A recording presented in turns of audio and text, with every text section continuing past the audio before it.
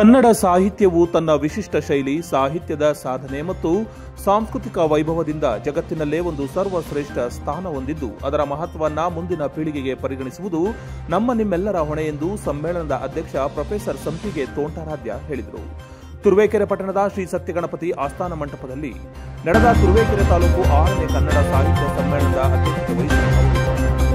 ಕನ್ನಡ ಭಾಷೆ ಶತಶತಮಾನಗಳ ಭಾರತೀಯ ಉಪಖಂಡದ ವೈವಿಧ್ಯಮಯ ಸಾಂಸ್ಕೃತಿಕ ಪರಂಪರೆಯ ಸಂಕೇತವಾಗಿದೆ ಎಂದು ಕೃಷ್ಣಪ್ಪ ಕನ್ನಡ ಸಾಹಿತ್ಯ ಸಮ್ಮೇಳನದ ಕನ್ನಡ ಅಸ್ಮಿತೆ, ಸಾಧನೆ, ಅದರ ಗರಿಮೆಯನ್ನು ಸಂಬೋಧಿಸುವ ಸುಗ್ಗಿ ಸಮ್ಮೇಳನಗಳಿಗೆ ಕನ್ನಡಿಗರು ಒಟ್ಟಾಗಿ ಬರಬೇಕು ಎಂದು ಶಾಸಕರು ಮಾಹಿತಿಯನ್ನ ನೀಡಿದರು. ತಹಶೀಲ್ದಾರ್ ಅಹಮದ್ ಮಾತನಾಡಿ, ಮಾತೃಭಾಷೆ ನಮ್ಮ ಮನೆ ಅಂಗಳ ಭಾಷೆಯಾಗಿದೆ, ವ್ಯಾವಹಾರಿಕ, ವಾಣಿಜ್ಯ, ಜಾಗತಿಕ ಭಾಷೆಯಾಗಿದೆ ಎಂದು ಅವರು ತಿಳಿಸಿದರು. ಕಾರ್ಯಕ್ರಮವನ್ನು ಉದ್ಘಾಟಿಸಿದ ಸಾಹಿತಿ ಬರಗೂರು ರಾಮಚಂದ್ರಪ್ಪ, ಕನ್ನಡ ಭಾಷೆಗೆ ಸಾವಿರಾರು ವರ್ಷಗಳ ಹಿಂದೆಯೇ ಜಗತ್ತಿನಾದ್ಯಂತ ಶ್ರೇಷ್ಠ ಸ್ಥಾನವನ್ನ ಪಡೆದಿದೆ ಎಂದು ತಿಳಿಸಿದರು. ವೇದಿಕೆ ಕಾರ್ಯಕ್ರಮಕ್ಕೂ ಮುನ್ನ ತಹಶೀಲ್ದಾರ್ ಧ್ವಜಾರೋಹಣವನ್ನ ನೆರವೇರಿಸಿದರು.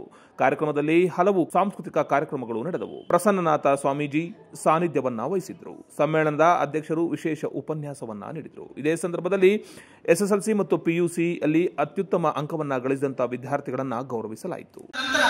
ಜನಜೀವನ, ಆರ್ಥಿಕ ಸ್ಥಿತಿಗತಿ ಉತ್ತಮವಾಗಿರ್ತಕ್ಕಂಥ ಈ ಕ್ಷೇತ್ರದಲ್ಲಿ ಅನೇಕರು ಸಾಹಿತ್ಯ ಕ್ಷೇತ್ರಕ್ಕೆ ಕೊಡುಗೆಯನ್ನು ಕೊಟ್ಟಿದ್ದಾರೆ. ಆ ಎಲ್ಲ ಕೊಡುಗೆಗಳನ್ನ ಮೆಲುಕಾಡ್ತಕ್ಕಂಥ ಒಂದು ವೇದಿಕೆ ಇದಾಗಿದೆ. ಬಹುಶಃ ಈಗಾಗಲೇ ಸಮ್ಮೇಳನದ ಅಧ್ಯಕ್ಷ ಮೆರವಣಿಗೆ ಊರಿನ ಪ್ರಮುಖ ಬೀದಿಗಳಲ್ಲಿ ನಡೆದು ಈ ಒಂದು ವೇದಿಕೆಯನ್ನು ತಲುಪಿ ಉದ್ಘಾಟನಾ ಸಮಾರಂಭ ಪ್ರಾರಂಭ ಆಗಿದೆ. ಮೊದಲನೇ ಕಾರ್ಯಕ್ರಮದಲ್ಲಿ ವಿಶೇಷವಾಗಿ ನಾವು ನಾಡೋಜ ಬರಗೂರು ರಾಮಚಂದ್ರಪ್ಪ ಸರ್ ಅವರನ್ನ ಆಹ್ವಾನ ಮಾಡಬೇಕು ಅಂತ ಕ್ಷೇತ್ರದ ಶಾಸಕರ ಆಶಯ ಆಗಿತ್ತು. ಡಿ.ಪಿ. ರಾಜ್ ಅವರು, ಯೋಗಾನಂದ್ ಅವರು, ಪುಟ್ಟಣ್ಣಪ್ಪನವರು ಎಲ್ಲರೂ ಸೇರಿ ಬರಗೂರು ರಾಮಚಂದ್ರಪ್ಪ ಸರ್ ಅವರೇ ಬರಬೇಕು ಈ ಒಂದು ಉದ್ಘಾಟನಾ ಕಾರ್ಯಕ್ರಮಕ್ಕೆ.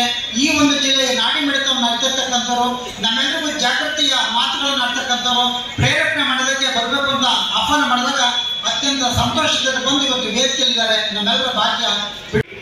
ಸಾಹಿತ್ಯ, ಕಲೆ, ಶಿಕ್ಷಣ ಮತ್ತು ಭಾಷೆಗಳ ಪಾತ್ರ ಕುರಿತು ನನ್ನ ಕೆಲವು ಅಭಿಪ್ರಾಯಗಳನ್ನ ನಿಮ್ಮೊಂದಿಗೆ ಹಂಚಿಕೊಳ್ಳಲು ಬಯಸಿದ್ದೇನೆ. ಇದಕ್ಕೆ ನಾಂದಿಯಾಗಿ ಸಾರ್ವತ್ರಿಕವಾಗಿಯೂ ಸಾರ್ವಕಾಲಿಕವಾಗಿಯೂ ಸಲ್ಲುವ ಬೃಹದಾರಣ್ಯಕ ಉಪನಿಷತ್ತಿನ ಶ್ಲೋಕವೊಂದನ್ನ ಪ್ರಸ್ತಾಪಿಸುತ್ತೇನೆ. ಅಸತೋ ಮಾ ಸದ್ಗಮಯ, ತಮಸೋ ಮಾ ಜ್ಯೋತಿರ್ಗಮಯ, ಮೃತ್ಯೋರ್ಮಾ ಅಮೃತಂ ಗಮಯ. ಅಂದರೆ ನನ್ನನ್ನು ಅಸತ್ಯದಿಂದ ಸತ್ಯದ ಕಡೆಗೆ, ಕತ್ತಲೆಯಿಂದ ಬೆಳಕಿನ ಕಡೆಗೆ, ಮೃತ್ಯುವಿನಿಂದ ಅಮೃತತ್ವದ ಕಡೆಗೆ ನಡೆಸು.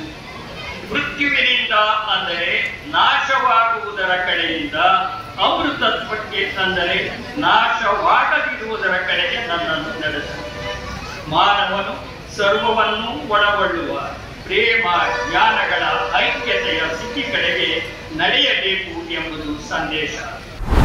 ಚಾಲುಕ್ಯ ನ್ಯೂಸ್, ಜನರಿಗೋಸ್ಕರ.